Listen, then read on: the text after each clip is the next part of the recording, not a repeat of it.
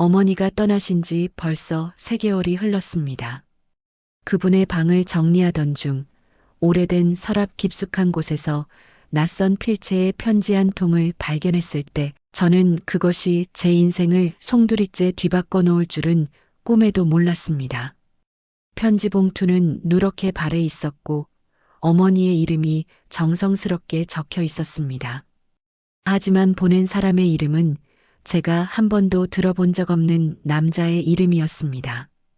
이정우라는 그 이름을 보는 순간 가슴 한구석이 묘하게 답답해졌습니다. 떨리는 손으로 편지를 꺼내어 펼쳐든 순간 저는 숨이 막혔습니다. 편지는 이렇게 시작되었습니다. 사랑하는 미영아, 너를 떠나보낸 지 30년이 흘렀지만 하루도 너를 잊은 날이 없었다. 미영. 그것은 어머니의 이름이었습니다. 하지만 아버지의 이름은 이정우가 아니었습니다. 아버지는 김철수였고 제가 태어나기 전에 교통사고로 돌아가셨다고 어머니께서 늘 말씀하셨습니다.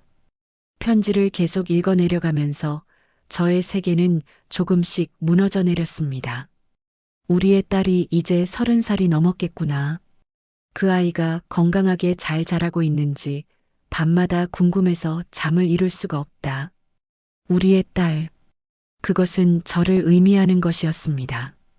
손이 덜덜 떨렸습니다. 이것이 무엇을 의미하는지 알겠지만 받아들이고 싶지 않았습니다.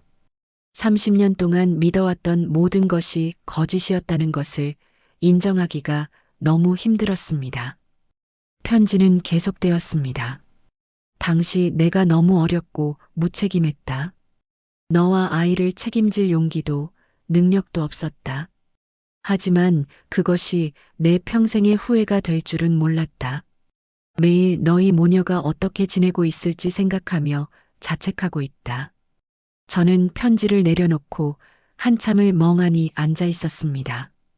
어머니는 왜 이런 중요한 사실을 숨기셨을까요? 왜 아버지가 교통사고로 돌아가셨다고 거짓말을 하셨을까요? 그리고 이 이정우라는 사람은 지금 어디서 무엇을 하고 계실까요? 분노가 치밀어 올랐습니다. 어머니에 대한 분노였습니다. 평생을 거짓 속에서 살게 하신 것에 대한 원망이었습니다. 동시에 이정우라는 남자에 대한 분노도 솟구쳤습니다. 어떻게 임신한 여자와 태어날 아이를 그렇게 쉽게 버릴 수 있었을까요? 하지만 편지를 다시 읽으면서 제 마음은 복잡해졌습니다. 미영아, 내가 얼마나 미안한지 모른다. 그때 나는 22살이었고 대학생이었다. 부모님은 결혼을 절대 허락하지 않으셨고 나는 그들의 압력을 견딜 수 없었다. 하지만 그것이 변명이 될 수는 없다는 걸 안다.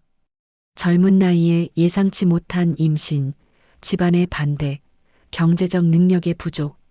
물론 이런 것들이 책임을 회피할 이유가 될 수는 없지만 그 상황이 쉽지 않았다는 것은 이해할 수 있었습니다. 편지는 더욱 절절했습니다. 나는 성공했다. 사업도 잘 되고 큰 집에서 살고 있다. 하지만 그 어떤 것도 너희를 버린 죄책감을 덮어주지는 못했다.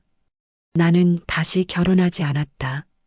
너와 우리 딸 말고는 다른 가족을 꾸릴 자격이 없다고 생각했기 때문이다. 저는 울컥했습니다. 이 남자도 어머니도 그리고 저도 모두 피해자였던 것 같았습니다. 젊은 시절의 실수가 세 사람의 인생을 이렇게 비극적으로 만들어버린 것입니다. 편지의 마지막 부분은 더욱 가슴을 아프게 했습니다. 미영아, 내가 이 편지를 보낼 용기를 낼 수 있을지 모르겠다. 하지만 적어도 내 마음은 전하고 싶었다. 나는 너희를 사랑했고 지금도 사랑하고 있다. 그리고 우리 딸에게 미안하다는 말을 꼭 전하고 싶다. 아빠가 되고 싶었지만 될 수 없었던 비겁한 남자의 마음을 이해해달라고. 편지 아래쪽에는 주소와 전화번호가 적혀 있었습니다. 그리고 마지막 줄에는 이렇게 씌어 있었습니다. 언제든지 너희가 나를 용서할 수 있다면 연락해달라. 남은 인생은 너희를 위해 살고 싶다. 저는 편지를 가슴에 안고 한참을 울었습니다. 30살이 넘도록 아버지 없이 자란 서러움, 어머니 혼자 저를 키우시느라 겪으셨을 고생, 그리고 이 모든 진실을 혼자 안고 사셨을 어머니의 마음이 한꺼번에 밀려왔습니다. 다음 날 저는 어머니의 친구분께 전화를 드렸습니다. 어머니와 가장 가깝게 지내셨던 김이모님이었습니다. 조심스럽게 편지에 대해 말씀드리니 김이모님은 한참을 침묵하시더니 한숨을 깊게 쉬셨습니다. 그 편지를 결국 찾았구나. 김이모님의 목소리에는 깊은 슬픔이 배어 있었습니다. 내 어머니가 그 편지를 받은 게 벌써 10년 전이야. 그때 얼마나 고민하셨는지 몰라. 어머니께서 10년 전에 이 편지를 받으셨다고요? 저는 깜짝 놀랐습니다. 그래, 내 아버지. 아니, 이정우 씨가 사립탐정을 고용해서 너희를 찾아낸 거야. 그분도 나이가 들면서 후회가 더 커졌나 보더라. 내 어머니는 그 편지를 받고 며칠 밤을 새우셨어. 김이모님은 계속 말씀하셨습니다. 하지만 결국 연락하지 않기로 하셨지. 너를 혼란스럽게 만들고 싶지 않으시다고, 이미 너무 늦었다고 하시면서 저는 가슴이 답답했습니다. 어머니는 10년 동안 이 비밀을 혼자 간직하고 계셨던 것입니다. 얼마나 힘드셨을까요? 이정우 씨에 대한 그리움과 원망, 그리고 저에 대한 걱정이 얼마나 크셨을까요? 그런데 정말 놀라운 건 김이모님이 말씀을 이으셨습니다. 내 어머니가 돌아가시기 전에 나에게 하신 말씀이야. 만약 내가 그 편지를 찾게 된다면 스스로 판단해서 결정하라고 하셨어. 이제는 내가 어른이니까 내 인생은 내가 결정할 권리가 있다고 하시면서 그날 밤 저는 잠을 이룰 수 없었습니다. 이정우 씨에게 연락을 해야 할까요? 말아야 할까요? 30년 동안 저를 키워주신 어머니의 뜻을 존중해야 할까요? 아니면 제 생물학적 아버지를 만나야 할까요?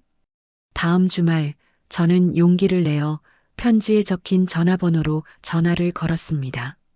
신호음이 울릴 때마다 가슴이 두근거렸습니다. 여보세요? 낮고 따뜻한 남자의 목소리였습니다. 안녕하세요.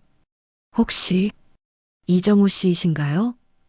제 목소리는 떨리고 있었습니다. 전화기 너머로 숨막히는 정적이 흘렀습니다. 그리고 잠시 후 그 남자의 목소리가 다시 들려왔습니다. 하지만 이번에는 목소리가 떨리고 있었습니다. 혹시 너는? 그는 말을 잇지 못했습니다. 네. 저는 한미영 씨의 딸입니다. 어머니께서 돌아가신 후 유품을 정리하다가 아버지의 편지를 발견했어요. 전화기 너머로 흐느끼는 소리가 들렸습니다. 50대 남자가 아이처럼 울고 있었습니다. 미안하다, 정말 미안하다. 아빠가 너무 늦었구나. 그의 목소리는 30년 동안 쌓인 죄책감과 그리움으로 가득 차 있었습니다. 저도 눈물이 흘렀습니다.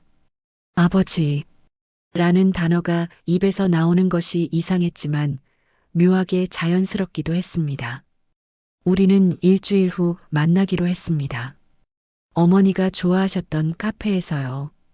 그곳에서 어머니와 자주 시간을 보냈던 추억이 있어 어머니도 함께 계신 것 같은 느낌이 들 것 같았습니다.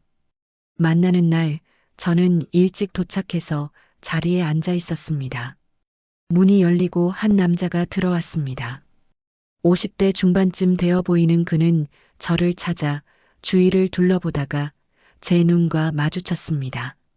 순간 우리 둘 다 얼어붙었습니다. 그의 눈에서 제 자신을 보는 것 같았습니다. 30년의 세월이 흘렀지만 혈육이라는 것은 거짓말하지 않는다는 걸 그 순간 깨달았습니다. 그는 천천히 제게 다가와 앉았습니다. 한참 동안 서로를 바라보기만 했습니다. 그리고 그가 먼저 입을 열었습니다. 너를 보니 내 어머니가 보인다. 정말 많이 닮았구나. 그의 목소리는 떨리고 있었습니다. 우리는 몇 시간 동안 이야기했습니다. 그는 30년 동안의 자신의 삶을 들려주었습니다. 성공한 사업가가 되었지만 늘 공허했다고, 가족에 대한 그리움으로 매일 괴로워했다고 고백했습니다. 나는 너를 위해 무엇을 할 수 있을까? 그가 물었습니다. 30년의 부재를 어떻게 메울 수 있을까? 저는 대답했습니다. 시간이 필요해요. 하지만 이제라도 시작할 수 있다면 천천히 아버지와 딸의 관계를 만들어 가고 싶어요. 그날 이후로 우리는 조금씩 만나고 있습니다.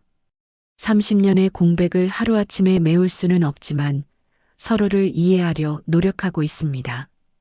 어머니의 유품에서 찾은 그 편지는 제 인생을 바꿔놓았습니다. 때로는 진실이 고통스럽기도 하지만 거짓 속에서 사는 것보다는 진실을 마주하는 것이 더 가치 있다는 것을 배웠습니다. 지금 저는 어머니의 사랑과 희생, 그리고 아버지의 늦은 후회와 용기를 모두 이해하려 노력하고 있습니다. 완벽하지 않은 인간들의 불완전한 사랑이지만 그것이야말로 진짜 인생이 아닐까 생각합니다.